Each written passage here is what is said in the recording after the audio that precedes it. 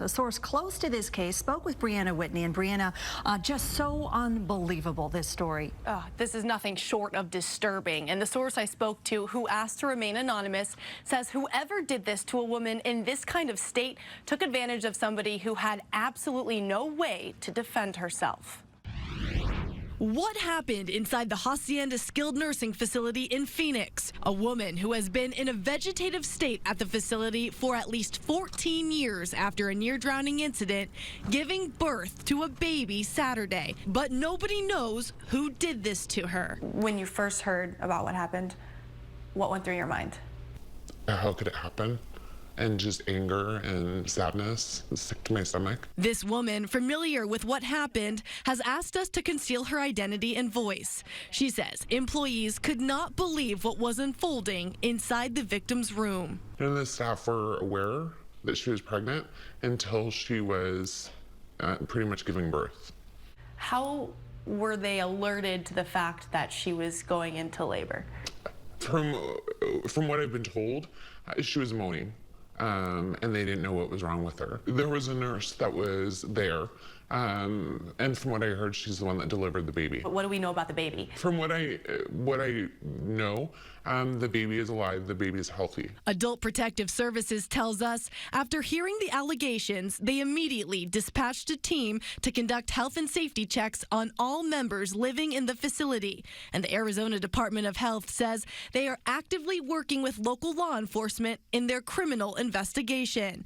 But right now, no suspects have been named. And our source says this patient required round-the-clock care, and many would have had access to her room. So those patients saw quite a few people in just a day time. Yeah. So there could be a lot of possibilities as to who did this. Right. She also says the facility has changed protocol this week. I was told that as of now, if a male staff needs to enter a female room, that they need to bring in a female employee with them. And as far as you're aware, that is a new policy? Yes. So many questions as to how something like this could have happened. But our source says this woman was raped in the most vulnerable state. So she had no way to defend herself in this sort of situation? None whatsoever. And not even able to communicate the fact that she was pregnant.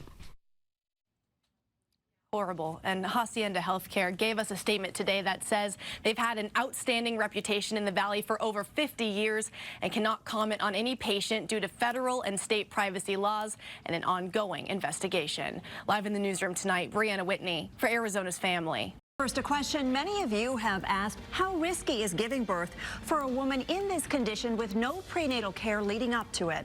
Our Brianna Whitney is live outside that facility tonight in South Phoenix. And Brianna, you had a doctor weigh in on these kinds of medical circumstances.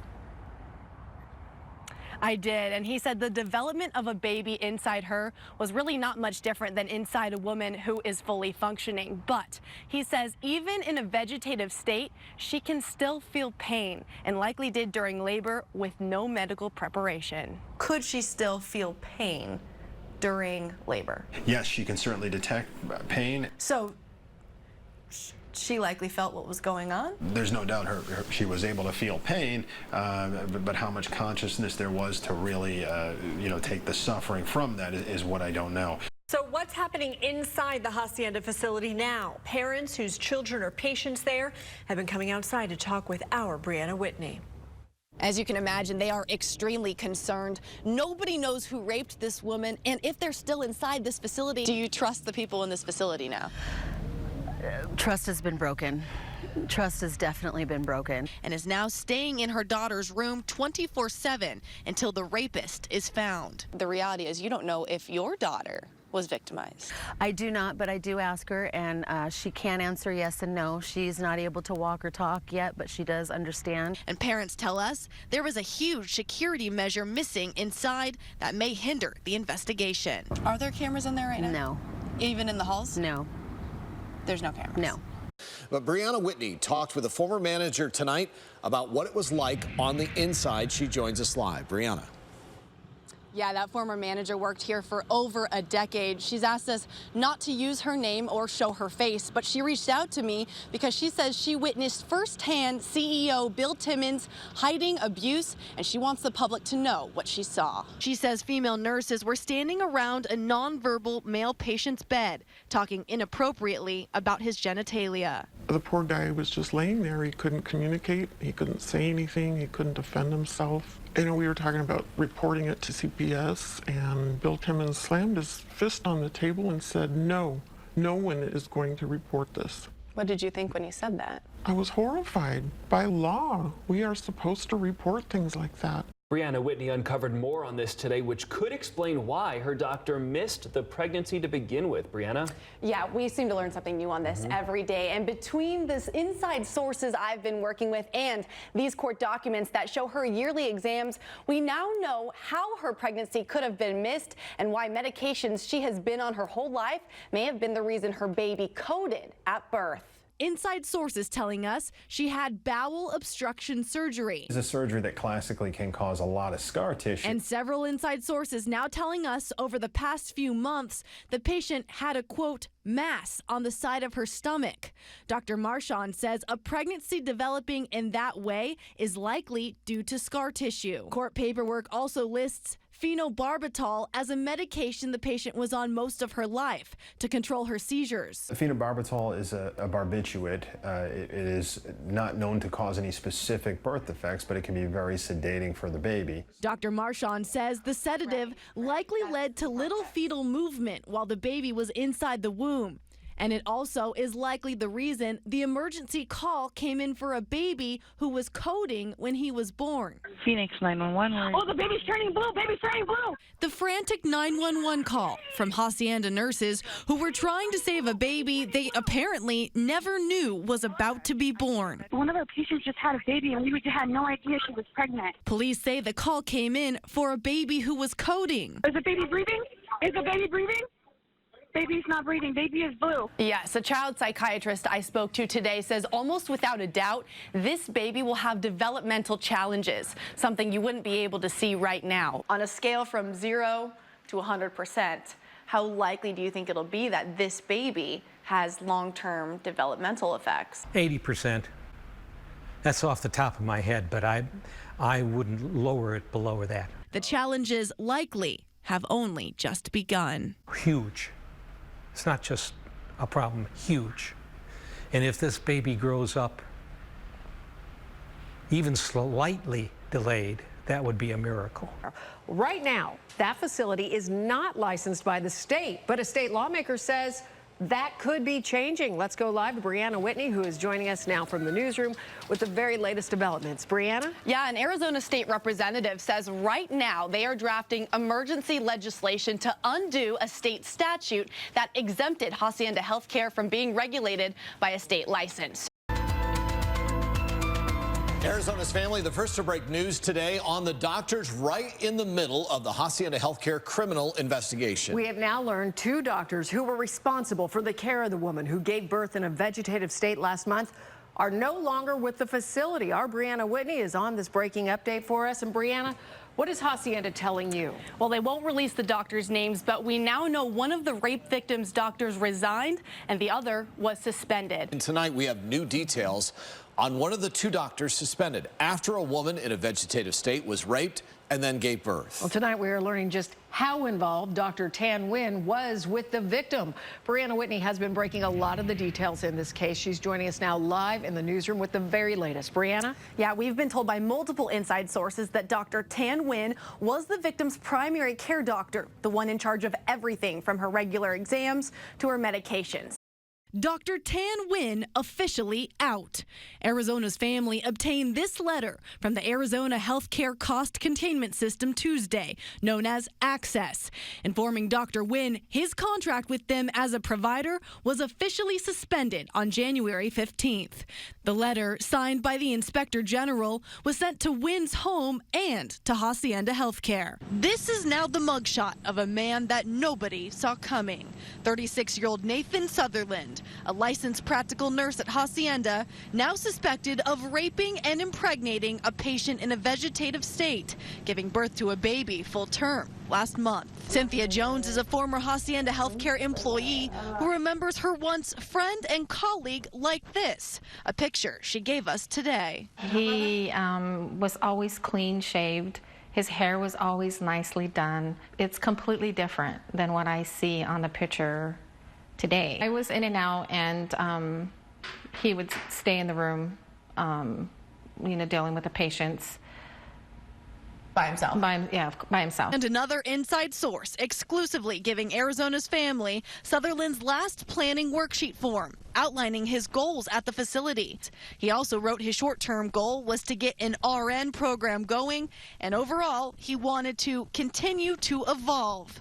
He filled this out when his alleged victim was about 4 months pregnant. Let's look at the victim's doctors. Dr. Tan Nguyen, her primary care doctor, suspended. And Dr. Philip Gear, the one who performed all of her annual exams. As for Dr. Philip Gear, he performed the victim's annual exams, the last done in April of 2018.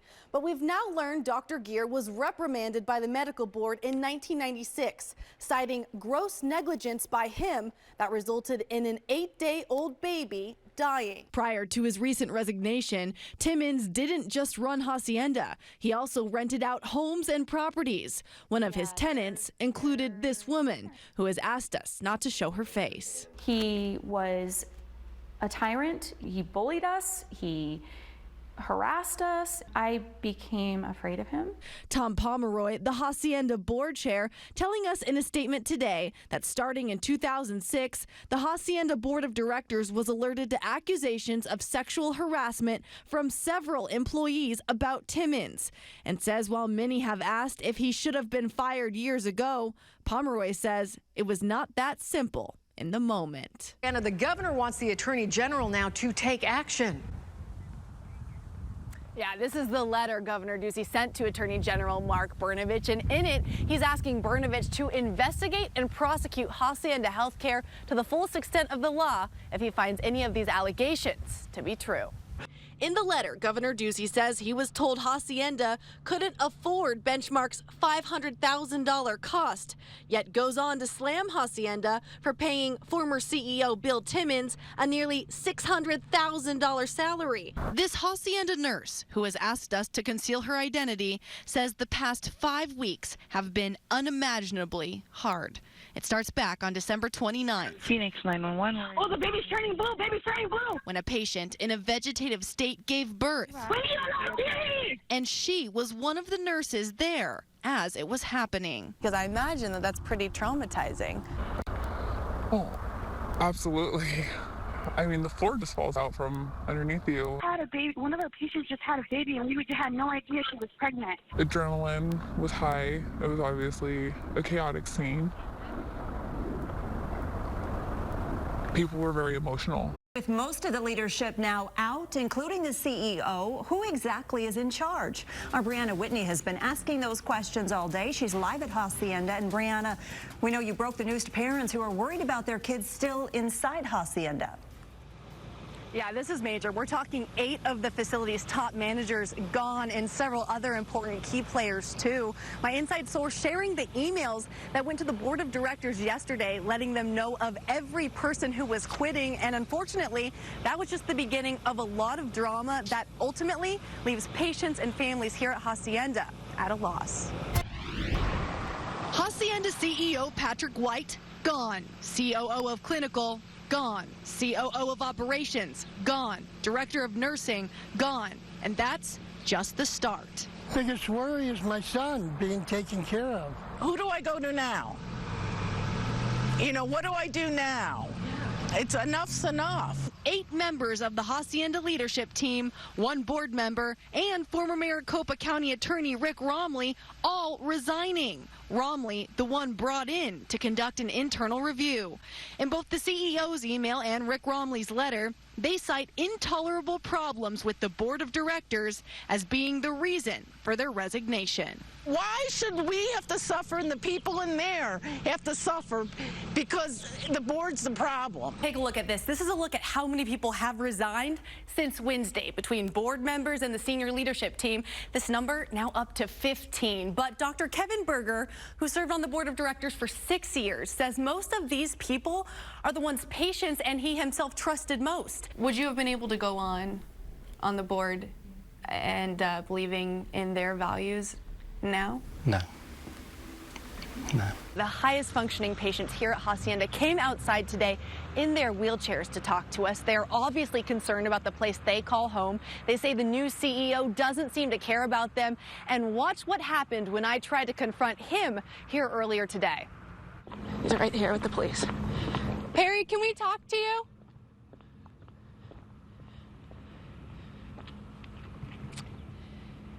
Perry, there's a lot of concerned patients and families. Will you come talk to us? New Hacienda CEO Perry Petrilli ignoring us. I'm just more worried about if I have to eventually leave. I don't want to have to leave. It's basically my home.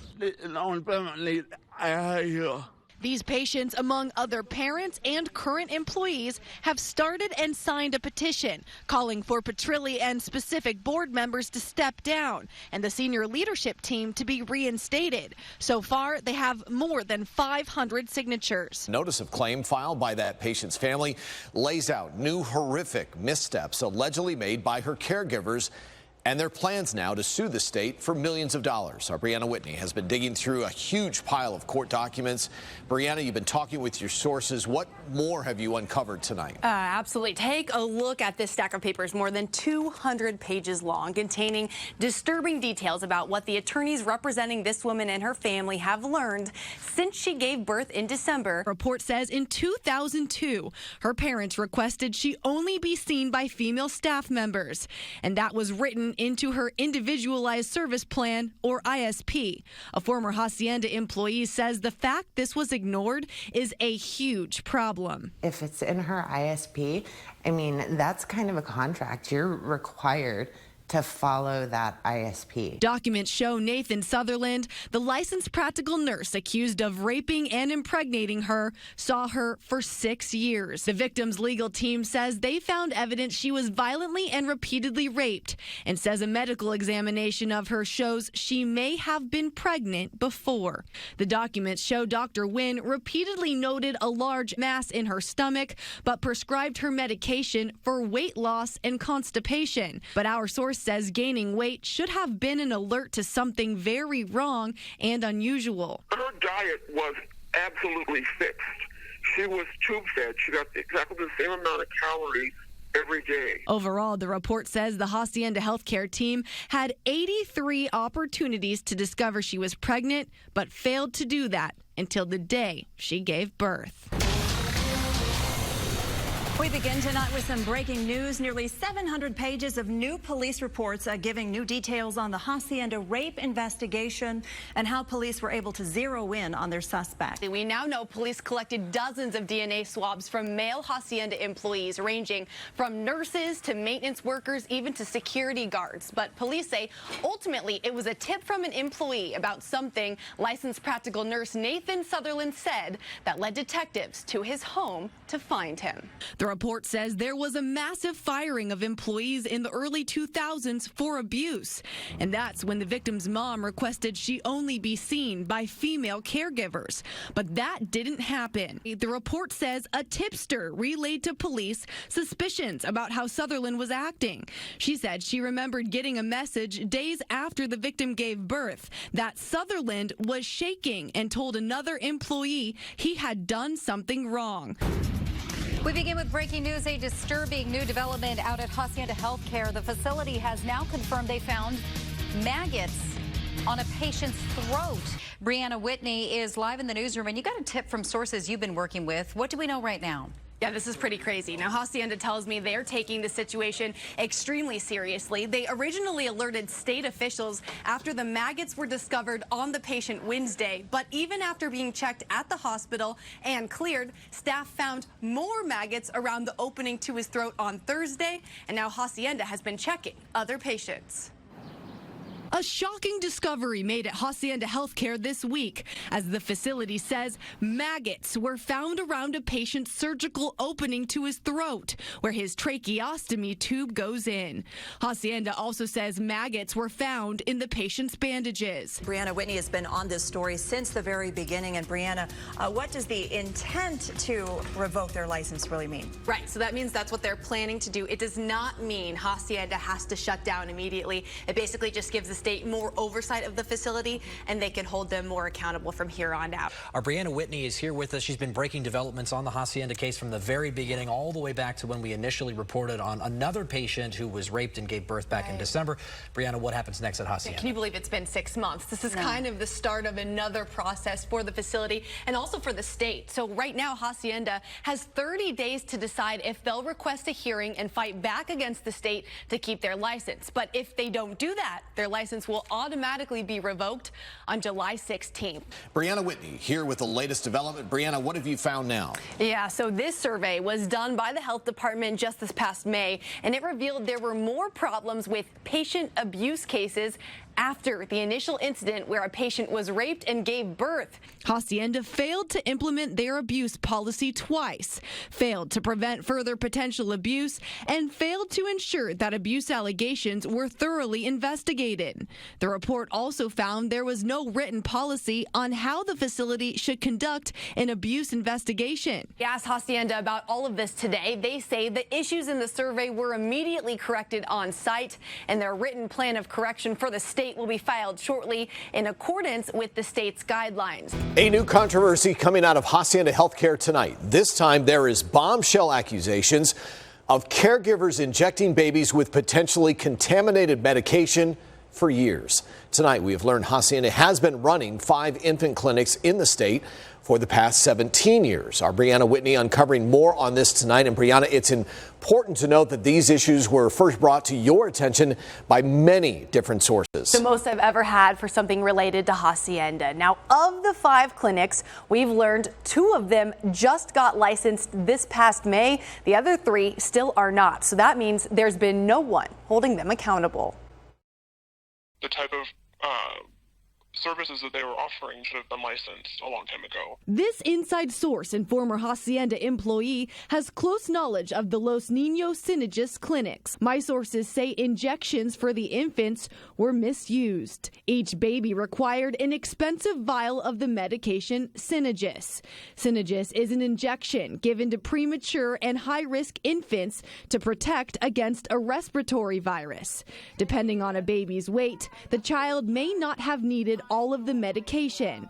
The Synagis label and the CDC say any remaining medication in a vial must be discarded. But our source says that's not what's been happening at these clinics. Clinically, what you're supposed to do is throw the remaining 40 milligrams away. However, they were using that 40 milligrams, and the next patient that came in, their dose would be part of that 40 milligrams. Reason why it's a single-use vial is because it doesn't have anything to keep bacteria from growing in it. They would say things like, we have to milk the vials because we want to make sure we get every last drop because it's so expensive. And it allowed them to buy less Synagis and still bill for the same amount.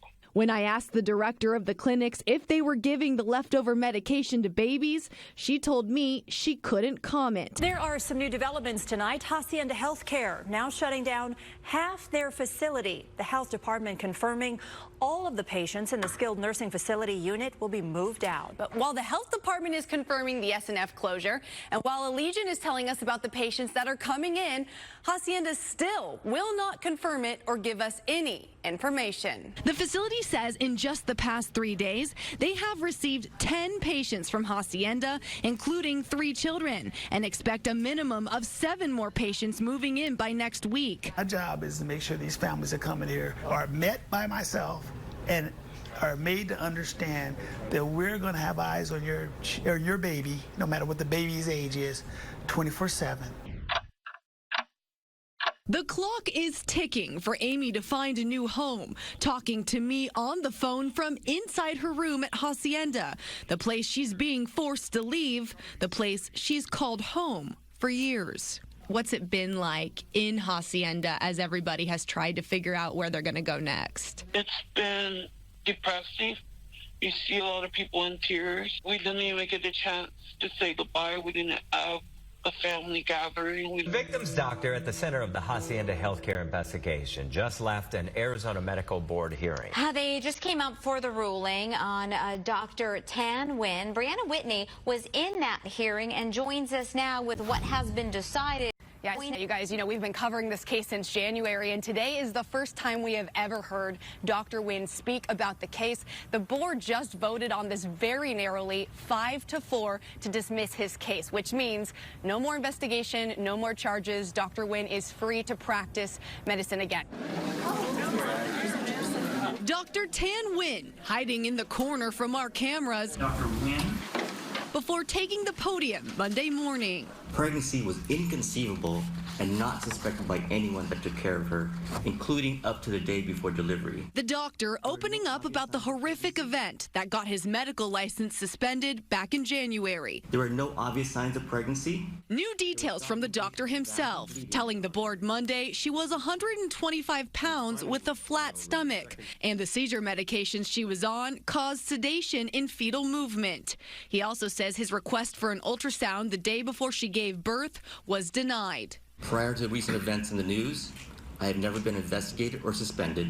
I was truly shocked and upset when I learned that my patient was sexually assaulted. But Dr. Nguyen told the board he has since completed 22 hours of continued education in medical record keeping, and that ultimately swayed the vote in his favor, but barely. We tried to talk to Dr. Nguyen after he spoke, but he ran away from us into the parking garage, avoiding any questions. And now, for the first time ever, the health department is speaking out about this case. CBS 5's Brianna Whitney joins us here in studio tonight. And Brianna, you've been digging into this story since we first broke it. What happened recently that the State Department is now finally speaking to you on camera about it? Yeah, we've been digging into this for months. So right now, here are the possibilities that could happen. The state could find a new owner, bring in new hacienda management, or impose new regulations with the current team. It also could still mean closure. If that were to happen, there are only 10 other ICF facilities for those patients to go to. So I started digging through all of the inspection reports from the past 2 years at these places,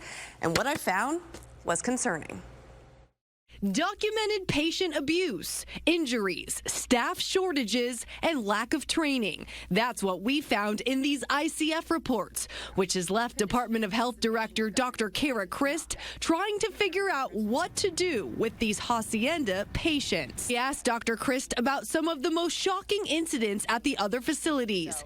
A 2017 incident in Coolidge documented a staff member tickling a patient who tried to move away. When the staff member pulled him back on the couch, the patient hit the staff member in the face. In response, the staff member hit the patient back in his face, then moved his walker away from him, so he had to crawl on the floor to get it. To me, that sounds horrible. Right. To you, was that just as shocking as it was to me reading that? Yes, it was. There should be no engagement with a patient like that results in assault or abuse. And a year ago at a Phoenix facility, a staff member fell asleep at the wheel while driving 3 patients to their day program, crashing the car with no discipline after. Fast forward several months later, the same staff member fell asleep at the wheel again, this time crashing with 4 patients in the car.